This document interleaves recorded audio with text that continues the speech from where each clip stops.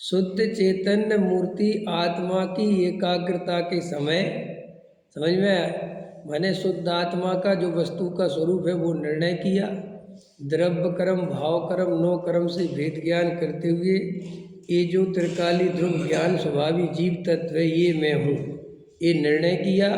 और फिर ऐसा निर्णय करने के बाद गहरे तत्व विचार के द्वारा उस आत्मा में एकाग्रता की, शांत होकर बैठकर अपने स्वरूप में एकाग्रता हुई तो क्षण भर की आत्मानुभूति हुई। तो आत्मानुभूति हुई तो आंशिक धर्म दशा उत्तम क्षमा मार्दव आर्जव सत्य सोच संयम प्रगट अनंतानुबंधी के अभाव में प्रकट हुए, वो हो गया सम्यक दर्शन। इस विधि से तो क्या हो गया? सम्यक दर्शन।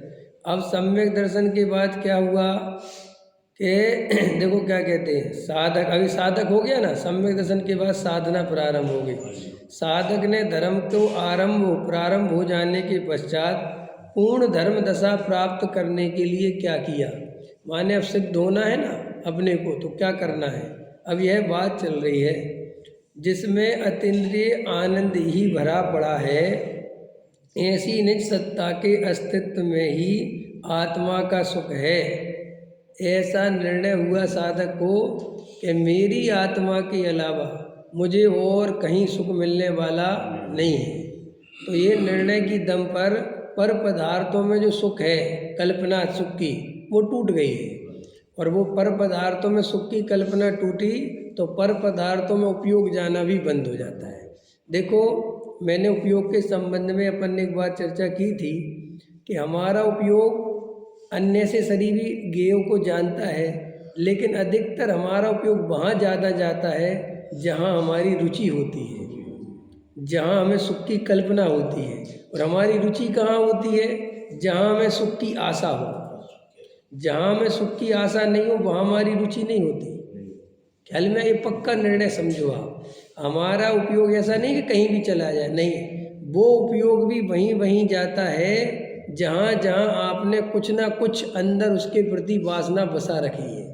जैसे आपको अमेरिका की याद आ रही तो आप कहोगे साहब हमारा अमेरिका से क्या संबंध है, लेकिन नहीं, वो अंदर खाने कहीं वासना में अमेरिका का राग पड़ा हुआ है। समझ में आया कि नहीं आया? राग क्या पड़ा हुआ है? राग। राग शब्द काय से बना है? रंग से।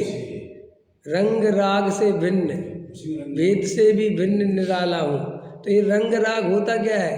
रंग माने अपनी दृष्टि में, अपने उपयोग में ऐसा रंग गया है वो कि जैसा वस्तु का स्वरूप है वैसा नहीं दिखता, उसका नाम है राग। राग हमें कब पैदा होता है? जब हम किसी को पर्याय दृष्टि से देखते हैं, संयोग की दृष्टि से देखते तो राग होता है। मैं इनको रमेश जी देखूंगा ना तो राग होगा, मैं आत्मा देखूंगा तो राग होगा क्या? तो राग कैसे पैदा होता है? पर्याय दृष्टि से। और पर्याय दृष्टि माने जैसा वस्तु का वास्तविक स्वरूप है वैसा न देखकर उसे संयोग से, संयोगी भाव से देखते हैं तो राग पैदा होता है। आया समझ में? बहन जी चली गई तो बहन जी देखो तो दुख होता है, और एक आत्मा इस गति से दूसरी गति में गया है, ऐसा लगता ही नहीं कि अब दुख किस बात का करना है। आया समझ? जैसे अपन को अगर मूल वस्तु से वस्तु को देखो तो फिर दुख नहीं होता, जैसे ही पर्याय से देखोगे उतना दुख होगा। और फिर और ज़्यादा दुख कैसे होता है? जिसका जितना ज़्यादा जुड़ान होगा, समझ में आया? जो उनके संपर्क में, जो उनसे बातचीत, जिसका राग ज़्यादा, उसको दुख और ज़्यादा होगा।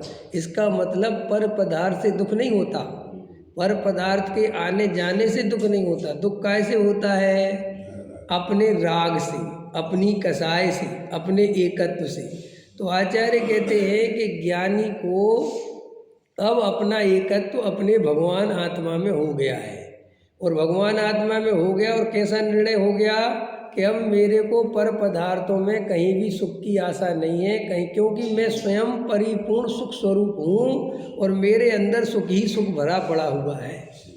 जैसे अपन को भीख मांगने का भाव नहीं आता, रोड पे भीख मांगने का भाव आता है? क्यों नहीं आता? क्योंकि मेरे पास सब कुछ है, मुझे भीख मांगने की आवश्यकता नहीं। ऐसे आचार्य कहते हैं कि सम्यक दृष्टि ज्ञानी धर्मात्मा को वर्तमान में पर्याय में भले ही वो तुम्हें जो स्थिति दिख रही है घर गृहस्थी में, लेकिन श्रद्धा में मैं परिपूर्ण भगवान आत्मा हूँ, मैं भगवान हूँ, मैं स्वयं भगवान हूँ, मेरे में कोई कमी नहीं है, ये निर्णय सम्यक दृष्टि जीव का है। इस आधार पर वो श्रद्धा में पूरे टाइम अपने भगवान का, अपने होने का, अपने त्रिकाली ध्रुव का उसे 24 घंटे आनंद है। अब उसी आनंद के आधार पर बार बार उपयोग को आत्मा की ओर ले जाता है, क्योंकि उपयोग कहाँ जाएगा? जहाँ आनंद दिखेगा। हमारा उपयोग बाहर क्यों जाता है? क्योंकि हमें बाहर में कहीं ना कहीं सुख की कल्पना चल रही है। अब कई लोग इस सुख की कल्पना पर में चल रही है, ये सोच सोच के बहुत दुखी होते हैं और ज़बरदस्ती उपयोग को खींच के अंदर ले जाना चाहते हैं, लेकिन वो उपयोग लगता नहीं। तो उपयोग लगेगा इसलिए नहीं कि आपने पहले बैठ के शांति से निर्णय नहीं किया। आपको ज़्यादा टाइम वस्तु स्वरूप के निर्णय में लगाना चाहिए। आप एकदम से कसाय बुरी है, संयोग बुरे है, ये कहने से काम नहीं चलेगा। नहीं समझ में आया? उसके लिए आपको निरंतर बैठ के एकांत में गहरा तत्व विचार करना पड़ेगा।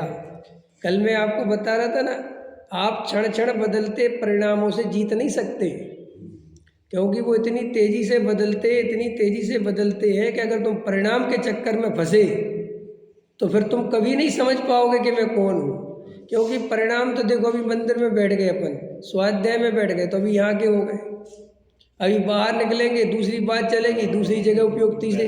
तो भाई साहब आचार्य कहते हैं ऐसे उपयोग को कहाँ तक संभालोगे, कब तक ध्यान रखोगे? तो फिर करना क्या है कि तुम अंदर बैठ के निर्णय करो कि पर पदार्थों में सुख नहीं है, संयोगों में सुख नहीं है। ये निर्णय करोगे तो फिर वो उपयोग अपने आप अंदर की ओर जाने लगेगा। और अगर अपन उपयोग को बचाने के चक्कर में, देखो धन छोड़ना सरल है, लेकिन धन में सुख बुद्धि छोड़ना वो अलग है। आया समझ में? पकड़ में आया? क्या बोला अरविंद ने? धन छोड़ना बहुत सरल बात है। जो संत साधु बन जाते हैं धन छोड़ देते, आपको लगता है धन छोड़ दिया, लेकिन नहीं, धन नहीं छोड़ा, कोई दूसरा धन पकड़ लिया। पहले तो ये समझ लो धन का अर्थ क्या होता है। धन का अर्थ केवल रुपया पैसा मकान नहीं होता, अपने कल की चिंता होना और अपने लिए आश्रम बनवाना। समझ में आया? ये भी धन को ही पकड़ना है कि साहब मेरे अकाउंट में मेरे नाम पे कुछ भी नहीं, इसका अर्थ नहीं होता है धन। तुम्हें कल की चिंता है तो तुम धन पकड़ोगे। समझ में आया? देखो हम लोग पैसा क्यों रखते हैं जोड़ के? कल की चिंता है। अगर हमारे अंदर से कल की चिंता निकल जाए या हमें आज ही कह दे कि तुम मरने वाले हो और तुम्हारा शाम तक दी एंड है, तो तुम कितना पैसा जोड़ना चाहोगे? आपको 100% निर्णय आ जाएगा कि जब बात ही खत्म हो गई, अब जब भविष्य ही नहीं है तो पैसे का क्या करूँगा। तो जिन लोगों को ज़्यादा पैसा चाहिए उनको भविष्य बहुत दिखता है। देखा आपने? आपको ऐसा लगता है कि पैसा काम आएगा, पैसा काम आएगा, पैसा काम आएगा, भविष्य में पैसा काम आएगा। इसलिए अपन पैसे के पीछे लड़ धड़ के भाई बहनों से सबसे लड़के वो पैसा इकट्ठा करना चाहते हैं, वो धन इकट्ठा करना चाहते हैं। आया समझ में? तो आचार्य कहते हैं कि तुम ऐसे बाहर में धन छोड़ दो, लेकिन धन में से सुख बुद्धि नहीं छूटती।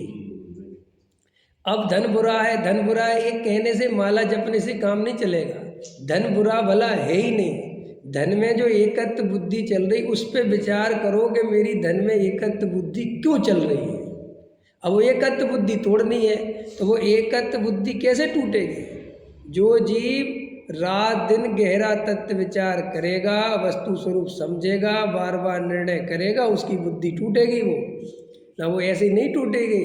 तो देखो क्या निर्णय किया साधक ने, जिसमें अतीन्द्रिय आनंद ही भरा पड़ा है, ऐसी निज सत्ता के अस्तित्व में ही आत्मा का सुख है। आत्मा का माने मेरा। सर्वज्ञ परमेश्वर में भी मेरा सुख नहीं है। बोलो, जिनेंद्र भगवान में भी मेरा सुख नहीं है। जिनेंद्र भगवान के पास खड़े होकर हे प्रभु आपने एक गायक बताया, ये बात देखकर उनकी महिमा आते हुए गायक पे आ जाना, ये जिनेंद्र देव का दर्शन है। जिन दर्शन से निज दर्शन करना, ये जिनेंद्र देव का दर्शन है।